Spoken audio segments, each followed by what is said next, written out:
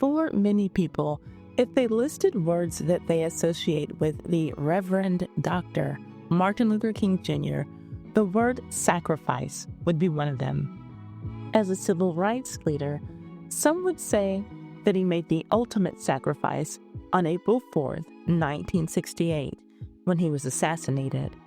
According to his friends who knew him in seminary school, he sacrificed the love of his life to be the man his family wanted him to be, and the man that the movement needed.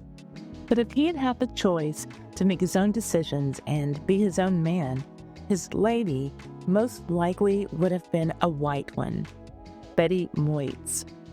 Let's get into it. But first, if you like these videos about the most scandalous people from yesteryear who make Ty's Hot Miss History Soul a time capsule for the culture, subscribe and hit the notification bell so that you can know every time that I upload one of these videos. Now, on to why you are here. By the 1960s, Dr. Martin Luther King was already well known for what most people remember him as being, a leader in the civil rights movement. And often when we know a person to be something, we can have a tendency to think that that's what he or she always was. Well, obviously, Dr. King wasn't born wearing a three-piece suit and giving emotionally stirring speeches. At one point, he was a child. Then he was a young man before he became the civil rights icon who we know of today. And it was in his young man phase that he did what many of us did when we were young adults, tested boundaries. Many of us, when in our late teens and early 20s, were in college and, for the first time, away from the watchful eyes of our parents every day. And with that distance comes the freedom to find ourselves and be ourselves. And that's just what Martin Luther King was doing when he was a seminary student attending Crozer Theological Seminary. And, let his friends tell it, a big part of who he found himself to be was centered in a romance with Betty Moitz, a young white woman who was an art student and cafeteria worker. Their love affair started in 1949, and even though Martin's school wasn't in his native Atlanta or anywhere else in the South, where racial segregation was more apparent than in northern parts of the country, his friends warned him to end his relationship with Betty. Chester, Pennsylvania, was not extremely segregated like the South. Public places like schools, stores, and restaurants were common places to see Black people and white people together but separate. Black couples and white couples. However, interracial couples would have been an unsettling thing for people to see, even in his liberal college town. For romantic relationships, there was still a line drawn for Blacks and whites. But Martin didn't care about any of that. He just wanted to be with Betty, anywhere and everywhere. Martin's father knew this all too well and disapproved of King's relationship with his white girlfriend. But he objected for other reasons too. One, King was groomed to be the pastor of a church and lead the budding civil rights movement. His father knew that a Martin Luther King Jr. who had a white wife would not be well received by his church or the press or the movement, which would have seen King's interracial relationship as hypocritical at best. The other reason that King's father would disapprove of Betty was that she, even though white, was below Martin's station or social status. Martin was being groomed for something great, and a cafeteria worker simply had no place in the picture. Martin Luther King Sr. had a lot to say about his son's life and potential wife. The way he saw it, his son was destined for greatness, and those plans did not include a white woman cafeteria worker, or even Cora Scott in the beginning. King Sr.'s first choice for a wife for his son was Matilda Dobbs, an opera singer from a prominent Black family in Atlanta, but that's a story for another day. So, we know what Martin Luther King Jr.'s father thought about his interracial love story, but maybe he was just too old to understand. What did King's friends think about him and Betty? Before I go on, I can already imagine the comments. Ty, I googled Betty and I saw another picture. Why aren't you showing her pretty picture and making her look all homely? And I get it. if you Google Betty Moitz, you will likely see a page that looks kind of like what I saw that repeatedly includes this woman's face. If you read articles about King's interracial relationship, specifically the one that he had in college, you'll likely see her face there too. Well, just to set the record straight, for the sake of this woman's legacy and her family, her name is Betty Moritz, not Moitz. According to her memorial page, the love of her life was a doctor and a junior, but not Dr. Martin Luther King Jr. Her husband was Dr. Edward Moritz Jr. So I promise I'm not trying to show King's white girlfriend in a bad light. She really looked the way she looked. Now, back to King's friends. According to Reverend Pius J. Barber, who was a friend to King in his seminary days, MLK was idealistic, and the fact that he couldn't be with Betty left him, quote, a man with a broken heart. And just how did King get over his broken heart? As claimed by Reverend Barber, quote, he never recovered, end quote. King went to an older, married friend named Horace Whitaker for advice about his relationship. Here's what he said about it, quote, they were very serious, although he was young. I'm not saying he wasn't mature enough for that kind of experience, but I remember talking to him about that kind of marital situation.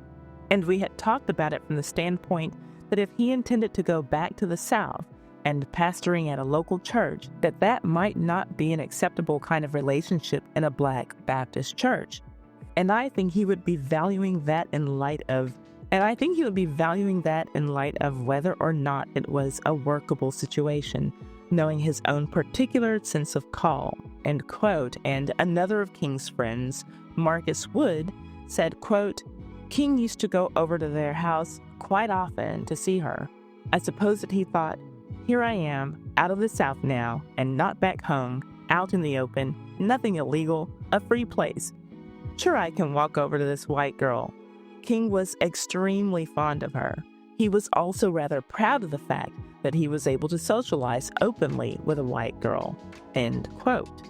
The way that this friend put it makes it sound as though King was just as, if not more, infatuated with Betty's whiteness than Betty herself. King was telling his friends that he planned on marrying Betty. To that, Marcus Wood said, quote, they will kill you. They'll hang you up on a pole. The prejudice is too heavy in the South for a Black man to marry a white woman, end quote. According to Marcus, King's response to that was, quote, this is where I'm wanted, where I'm needed.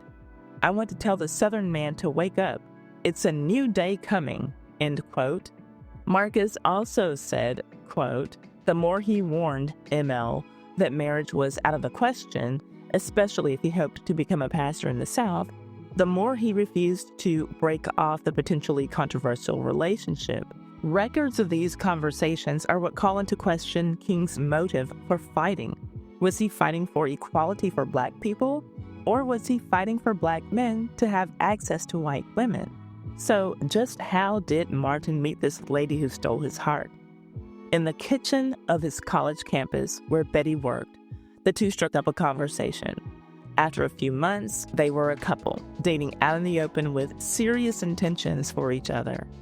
Now, as for the details of the relationship between Martin and Betty, I have to credit author Patrick Parr, who really did some amazing in-depth research for his book called The Seminarian, Martin Luther King Jr. Comes of Age. He tracked down Betty after several years of searching for her. Here is some of what she told Patrick Parr in their interview. One source says that his interview with her was the only interview she ever gave. I will admit that I saw a write-up in an old newspaper for a BBC broadcast of something called Reputations, Dr. Martin Luther King Jr., that had input from Betty. Perhaps that was Patrick Parr's interview too. Either way, Betty's interview with Parr was rare, if not the only one. In it, she said, quote, we were madly in love, the way young people can fall in love. I listened and he'd just talk and talk. He was wonderful, a joy to be with and listen to. One thing that ML knew at 19 was that he could change the world, end quote. ML. That is what his friends and Betty called Martin Luther King Jr. ML was as public as he could possibly be with his relationship with Betty. He wanted to take her everywhere they could be seen together. She would watch him and his friends play pool and ping pong. Sometimes they would go for drives. Other times, they would just sit on a bench and talk and kiss. She said that it never occurred to her that their racial differences might cause a stir in public. She said, quote, "I never noticed. I always had a tan and dark brown hair. We did go out on dates. He was always trying to get me to go with him to restaurants in Chester. I was embarrassed to let him know that I had never been to any of those places. In those days, who went to restaurants?" End quote. Good question, especially for college kids without much money. But apparently, anytime that King had some extra money, he wanted to use it to take Betty somewhere that they could be seen. Their relationship, like any, started out being light and fun, but eventually, ML became serious about it as his feelings grew for Betty. He tried to figure out how their relationship could progress. To say that would be difficult was an understatement. Away at school, he could live in a fantasy land that allowed him to believe that he and Betty would get married and live happily ever after. But in reality, he couldn't even tell his family about her. When his close sister, Christine, would visit, he would hide Betty from her, afraid that his sister would tell his mother about Betty. About that, Betty said, quote, "He was worried what she'd think. In the end, we all know the decisions that King made, likely with a lot of influence, shall we say, from his father. But oh, if only he could have had it his way." King only spoke of Betty once publicly in the 1964 biography by Lerone Bennett called What Manner of Man? And King said, quote, "She liked me, and I found myself liking her. But finally I had to tell her resolutely that my plans for the future did not include marriage to a white woman." According to King's friends, breaking that news to Betty would have been a hard thing for ML to do. And that makes sense when you think of Betty's words.